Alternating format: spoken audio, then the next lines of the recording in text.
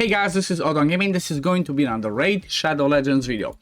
So we have the Strategos, what's his name again? Islin. I'm definitely going to butcher his name a little bit, but we have the fusion started, and honestly, I'm happy that I can see that. I mean, I'm happy that I can see this. This is normal. What am I talking about? We can see his stats now. That's what I wanted to say, because whenever they give us the fusion itself, it shows the skills, shows the books and all that, we cannot usually see the stats, and that can change the decision of like, is he good, is he bad, especially for newcomers, but even for support champions. So first things first, having a base of 102 speed, that's pretty good. That's pretty good, honestly. It's pretty respectable. As long as it's not under 100, I'm always happy for the base speed. Considering the fact that the highest base speed in the game is 115, as far as I'm aware, that's still the highest one, which is Lady Kim in a couple of more. 102 is not too bad, especially because he's support, he's defense based.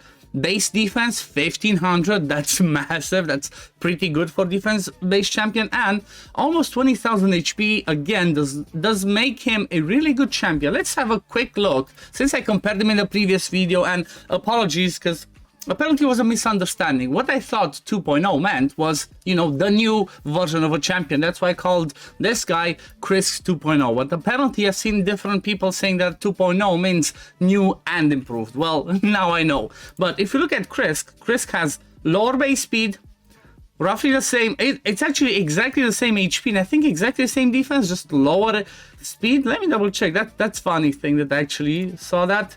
Yep, so exactly the same defense, exactly the same HP. Chris has lower speed.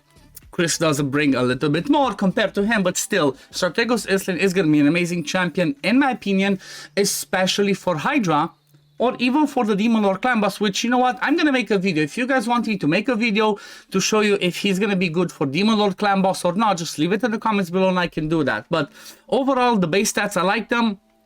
His kit, I'm not going to go through it again, but I really like it. Even though this one's on a 4th cooldown, this is kind of like the only downside from my point of view. He's still good. Brings accuracy in all battles, brings healing to the whole team, AoE decrease speed with buff duration decrease. You know, don't ignore this. If the Head of Mischief steals your buffs and spreads them, you can decrease the duration for 1 turn, which is going to be huge. And then, again, this is not perfect because it's single target. However, if he's your backup provoker or if you're manualing, he can be good enough. This chance goes to 50% per head, which is not too bad, you know.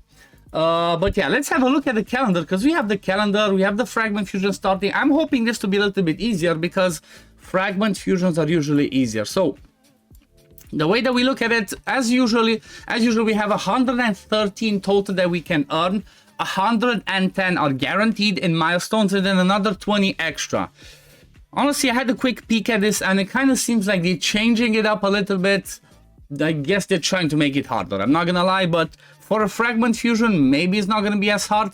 What I mean by that is the fact that this is the first time that I remember that they're actually only put extra fragments in a few of tournaments. They either used to put fragments in all of the tournaments in the first, second positions, or none. Well, this time around they want to make us compete in champion training tournament, so they put 10 over there, and then they want us to compete in champion chase tournament, and they put extra 10 over there. So if you want to try and make it easier, you're gonna have to grab these two, and that's not gonna be as easy. Let me see, the champion training already starts, so I can see. No, it's gonna be another half an hour.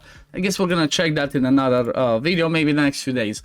But at first look, again, the way that the dungeons look, we start with Fire Knight in champion training, so this one is not one of those where you can double dip. I usually try and say in my videos, if you can double dip, you know, if you have a solo or a duo comp that you can do to double dip a dungeon with champion training and dungeon divers, I suggest doing that.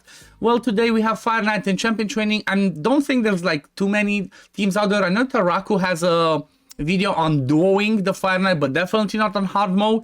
So maybe if you want to be efficient like that for the sake of energy, you would go and do that duo, so you can do champion training as well. But for Fire Knight, it's not as easy, so I would not suggest that. So another thing that we see over here is these ones start today, but the Dungeon Divers only starts tomorrow. So I would advise against going crazy using all of your gems today. Just start doing whatever you can with your daily energy today, either the Fire Knight or the Champion Training, and then continue tomorrow, because we have Friday and Saturday to finish the Fire Knight. So maybe that's when you push the Fire Knight more, because the dungeons usually give you a little bit more points for dungeon diver. So maybe today you just do champion training instead, and I think that's what I'm gonna do on my main account. The free-to-play, guys, I'm gonna hopefully finish it tomorrow. Hopefully I'm gonna have the Faction Wars 21 done from Shadowkin, and that's it. I'm gonna have Lydia. I'm gonna quit that.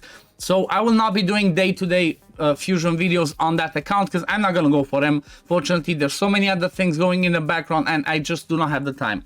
However, if you guys want me to do day by day or like every other day videos on the fusion on my main account to try and help you out, just leave it in the comments below so that I know. And well, I'm gonna do that because he's another one that, in my opinion, people should not really want to skip him. He's not, again, he's not S tier, he's no Duchess, he's no Kresk, he's no Safey, maybe, but he's the next level down there, in my opinion, especially for Hydra and especially for, like, the Demon Lord. You can definitely find spots for him, and honestly, if you don't have better options for dungeons, as an ally protector, an AoE increase, defense plus decrease speed, plus healing every time he gets hit, is definitely worth it, so keep that in mind. But yeah, we have, let me see, 1, 2, 3. As usual, we have 3 artifact enhancement. Those are the most painful ones. So hopefully have silver stocked up. I know I'm going to have to get myself a ton of silver. We have 3 dungeon divers again, just as we expected. And it kind of seems like in order for us to be able to skip something without counting the extra 10, the only thing that we can skip is the extra 10 from Summon Rush. But again, we have to wait till tomorrow to see how do they have them split. Is it 5 and 10? Is it 5, 5, 5? Or is it just 15 at a higher stage? So that's what we'll have to see. If it's going to be 15 at a higher stage, I would just say go straight up for the Summon Rush, and then you can skip maybe the first stage of Champion Chase. Again, depends how they do it. If you have the shards, maybe you just rather do the summoning ones and skip the dungeon divers or artifact enhancement, because those ones seem to be harder and harder. Like the dungeon divers, they're pushing so high, it's crazy. Honestly, it's really crazy, because if we add all of this up, so normally over here in the left hand side, it says all the ones that are for milestone. Okay, 55 and 55, that's 100, that is 110, which means that you can skip 10. And what are the 10 ones that you might want to skip? Usually it's the summon ones, but because it's 15 on this one, 15 on the other one, you don't want to risk it, but at the same time you could, because on the Champion Chase, it's usually easier. Champion Chase tournaments are usually easier when it comes to the points obtained, because you can obtain points there by fusing Broadmass again. If you had some other fragment fusion saved up, you can just farm campaign and you get yourself the, what's it called? You get yourself the champions from there, so it's easier to do. But the Summon Rush is the problem. If you see that Summon Rush is all 15,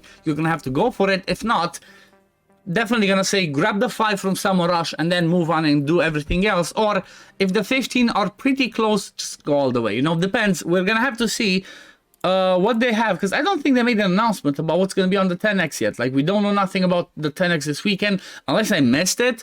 But yeah, I guess we're gonna have to see what the 10x, because I think it should be a 10x this weekend. But yeah, overall the fusion looks, you know, the planner looks a little bit as normal. The different thing is, like I said, that we only have extra fragments for champion training and champion chase, and those are usually whale events. So I would advise against it, unless you see you're lucky and you have an easier group. Then by all means, go ahead, grab your extra ones, maybe you can skip something else at the end. But yeah, I guess this is gonna be it for the video today, guys. Like I said, if you want me to do day by day or like every other day videos on this fusion because you're trying to get it, just leave it in the comments below. I can check it, and then, you know, I can abide by what you guys are saying, and I can try and make videos, show you how I'm doing, show you my progress on the main account, what my plan is and all that. Maybe there's some tips and tricks that I see going along the way that I can share with you guys that hopefully is gonna make this fusion easier. Oh yeah, by the way, I forgot to mention, how am I saying this at the end? Thank you for 10,000 subscribers on YouTube. That's massive. I hit the 10,000 subscribers a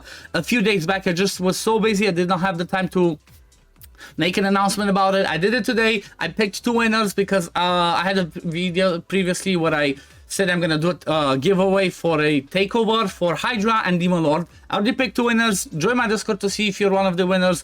Check the comment if you posted on that one, because you have to reply to me and come back so we can do those takeovers sorted. But yeah, thank you all for the support. Now let's keep pushing. Let's get myself to 20,000 at one point. But this is gonna be it for the video today, guys. As always, if you do enjoy my content, don't forget to like this video, subscribe to the channel to see when I upload next, and I'm gonna see you all in the next one. Peace, love, take care, everyone. Bye, guys.